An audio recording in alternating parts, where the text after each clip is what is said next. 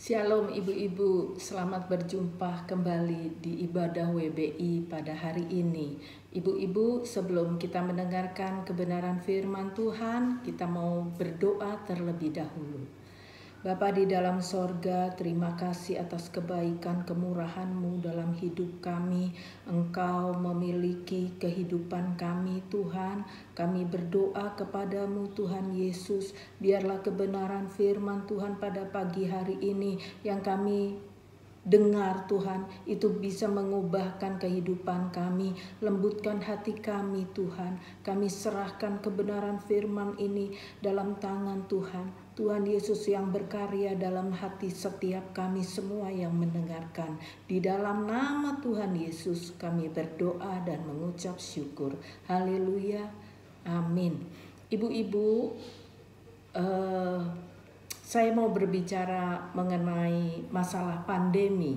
Ya, pandemi saat ini melanda di seluruh dunia, membuat dunia menjadi berubah. Dunia tidak lagi sama seperti kemarin-marin sebelum pandemi. Manusia tidak bisa lagi sesuka hati mengerjakan segala sesuatu yang ingin mereka lakukan. Banyak masalah yang terjadi saat pandemi ini. Karena keluarga-keluarga banyak yang mengalami kesusahan ekonomi, sehingga membuat sebagian ibu-ibu itu bekerja juga, berusaha juga untuk membantu usaha suami supaya keluarga dapat memenuhi kebutuhan hidup. Ya, keluarga ini menjadi sulit ibu-ibu. Tadinya keluarga harmonis, baik-baik saja. Tapi karena keadaan seperti ini, itu hubungan suami istri bisa tidak baik, ya. Banyak percekcokan, ya. Anak-anak pun begitu, merasa tertekan di rumah, ya. Orang tua ribut, anak-anak tertekan, ya. Sekarang ini dari bayi sampai manula semua mengalami hal yang boleh dibilang gak kepikiran. Ibu-ibu, bagaimana seorang ibu hari ini melahirkan, besok harus pulang ke rumah. Ya, bagaimana orang-orang tua yang biasanya jalan pagi atau bisa beribadah, sekarang gak bisa. Dibatasi. Umur 60 tahun ke atas tidak bisa lagi ibadah. Ya. Jadi orang tua pun mengalami perubahan yang drastis. Anak-anak tidak bisa seenaknya aja berkunjung kepada orang tua. Ya, semua manusia di kolong langit ini diwajibkan pakai masker. Ini yang kita mungkin nggak pernah kepikiran. Ya, semua berubah, dunia bergoncang. Apa yang tidak berubah? Yaitu firman Tuhan. Firman Tuhan mengatakan, lain kali bukan saja bumi yang akan digoncangkan, tetapi langit juga akan digoncangkan. Ibrani 12 ayat 26. Bukan saja bumi yang akan digoncangkan, tapi langit juga akan digoncangkan. Matius 24 ayat 35, langit dan bumi akan berlalu, tetapi perkataanku, perkataan Tuhan tidak akan berlalu. Pertanyaannya ibu-ibu, bagaimana dengan kehidupan kerohanian kita? Tergoncangkan dalam keadaan seperti ini? Ada ibu yang menjawab, saya mah biasa aja. Masa pandemi atau tidak pandemi sama aja. Saya ikut ibadah, ya, kasih perpuluhan, kasih persembahan, ikut peka, pergi doa, baca firman, tidak pernah lupa. Ya, saya mah baik-baik saja.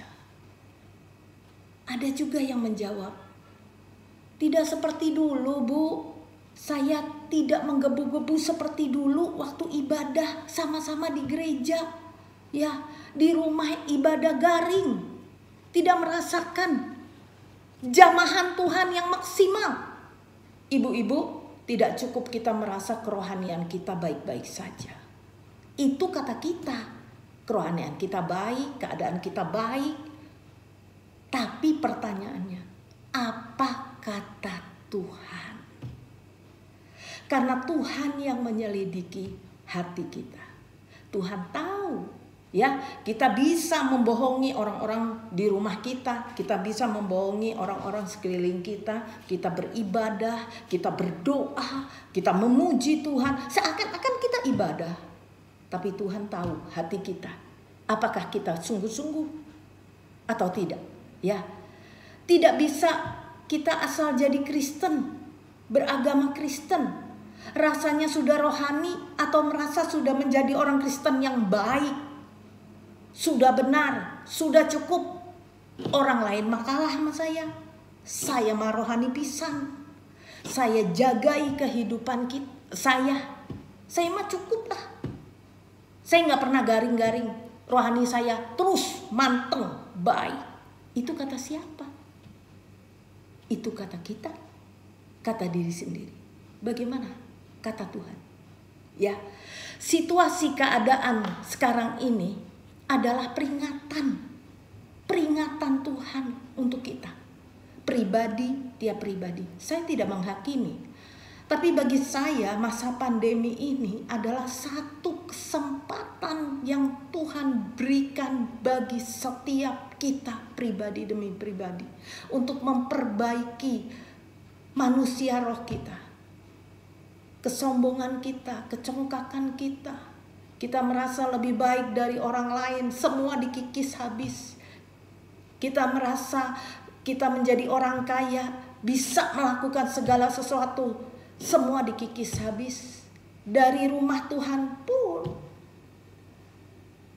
semua dikikis habis.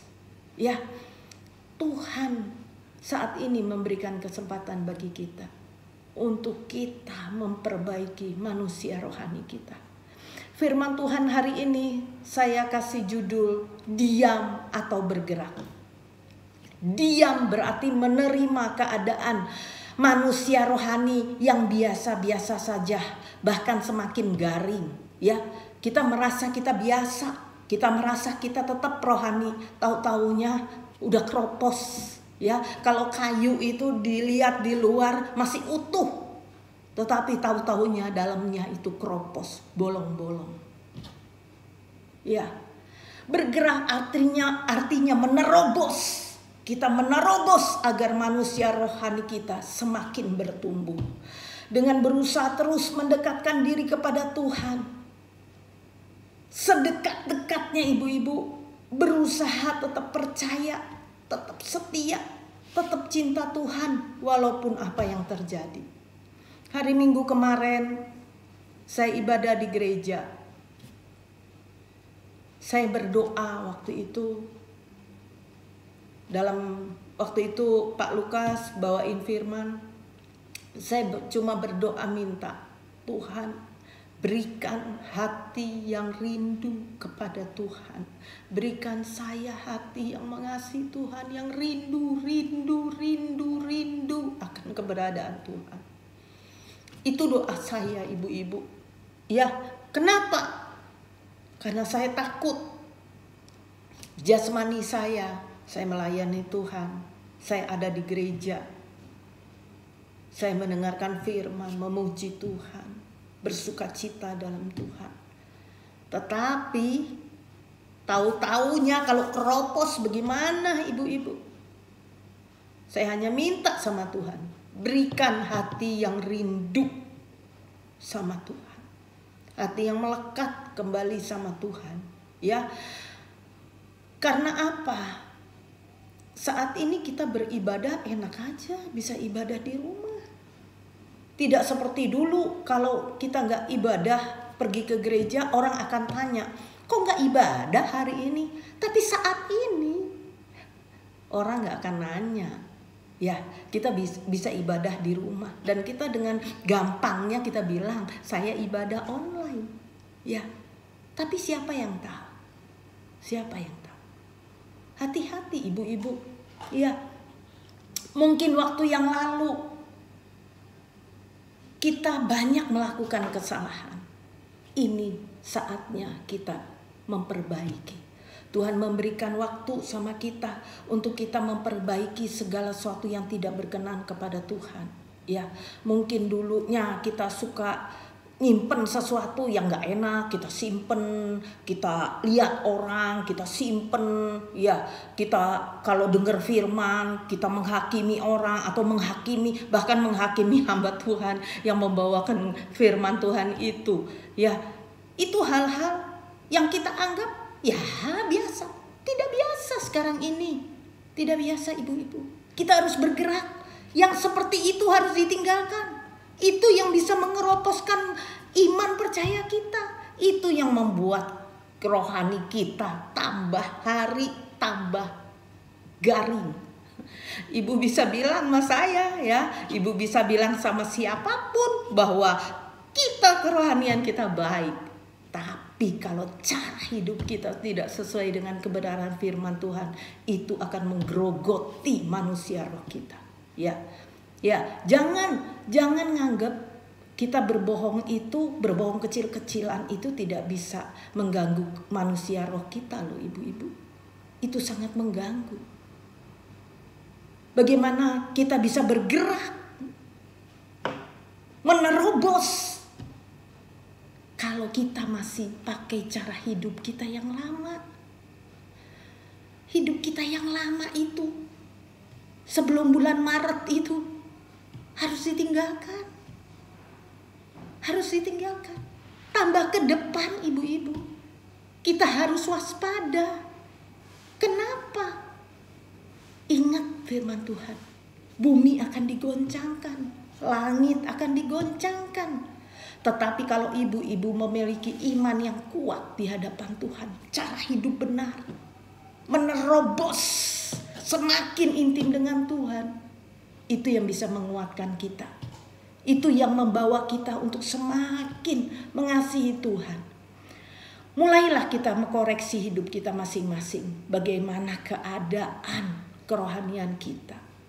Apakah cinta kita sama Tuhan Yesus semakin bertumbuh atau semakin dingin? Atau bahkan kita kecewa sama Tuhan. Kecewa karena kita mungkin banyak berdoa, kita banyak baca firman Tuhan, tapi kok Tuhan kayaknya tidak pernah menolong kita gitu. Kayaknya Tuhan jauh banget. Kecewa sama Tuhan. Ibu-ibu jangan kecewa sama Tuhan. Siapa kita sehingga kita bisa kecewa sama Tuhan? Kalau kita kecewa sama Tuhan ibu-ibu, kita yang rugi. Bukan Tuhan yang rugi, kita yang rugi. Nggak layak kita kecewa sama Tuhan. Kalau mau kecewa sama Tuhan, pertanyaannya, Tuhan sudah ditempatkan dalam hidup kita. Itu di nomor keberapa? Sungguh-sungguh menempatkan Tuhan di nomor 1 dalam hidup kita, mengutamakan Tuhan, tidak mengutamakan daging kita. Kalau ibu sungguh-sungguh mengutamakan Tuhan, tidak mengutamakan daging kita, ibu kecewa pun tidak layak. Apalagi Tuhan itu ditaruh yang keberapa. Banyak berhala-berhala dalam hidup kita. Hobi-hobi kita, kesenangan kita, apapun yang kita lakukan yang tidak membuat Tuhan nomor 1. Mau kecewa sama Tuhan? Wow. Gak bisa ibu-ibu.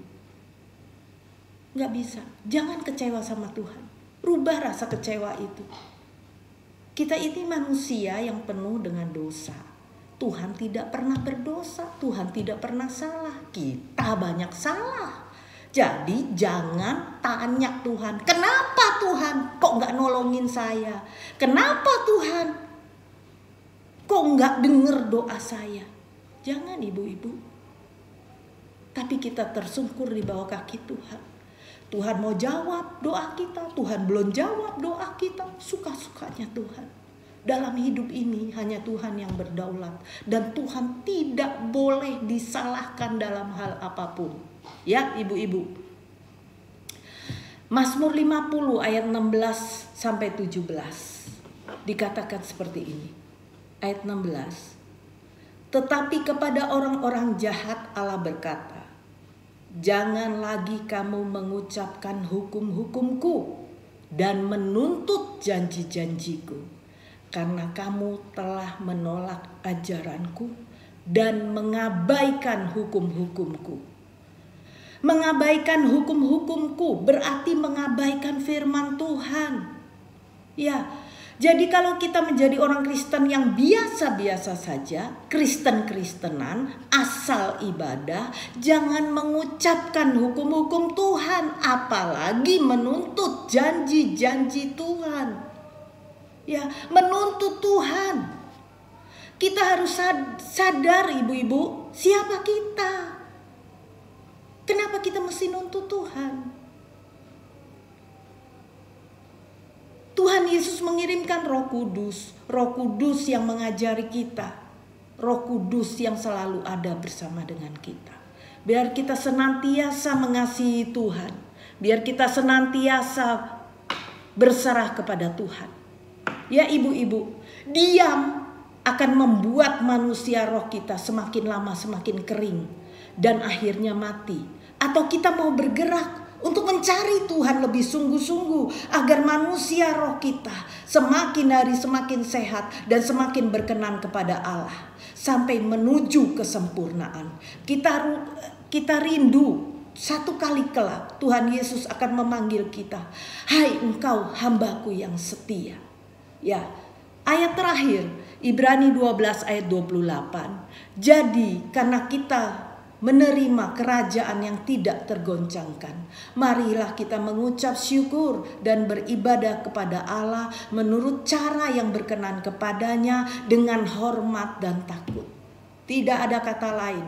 Kita harus mengucap syukur, berdoa, beribadah kepada Tuhan dengan rasa hormat dan takut. Ya, bangun manusia roh kita. Bergerak ibu-ibu. Ibu-ibu dan saya harus bergerak mengejar kasih karunia yang Tuhan sudah berikan. Tuhan sudah mati di atas kayu salib untuk menyelamatkan kita manusia. Jangan sia-siakan pengorbanan Tuhan. Mari kita tunduk kepala, kita berdoa. Terima kasih Tuhan Yesus atas kebenaran firman Tuhan. Biar firman itu menjadi rema bagi kehidupan kami. Kami tidak mau diam menerima keadaan kami sekarang ini, tapi kami mau bergerak Tuhan. Kami mau berkenan kepada Tuhan. Kami mau mengejar kekudusan. Kami mau menghidupkan manusia roh kami. Hari makin hari semakin sehat, semakin berkenan kepada Tuhan. Biar kami mau ibadah dengan Tuhan dengan sungguh-sungguh, dengan hati yang tulus, dengan hati yang benar. Terima kasih Tuhan. Kami serahkan doa kami dalam tangan-Mu. Berkati ibu-ibu yang sudah mendengarkan kebenaran firman Tuhan. Biar kebenaran firman ini menghidupi mereka. Dan mereka memiliki keluarga yang berbahagia. Keluarga yang berkenan kepada Tuhan. Di dalam nama Tuhan Yesus. Haleluya. Amin. Terima kasih ibu-ibu. Sampai jumpa.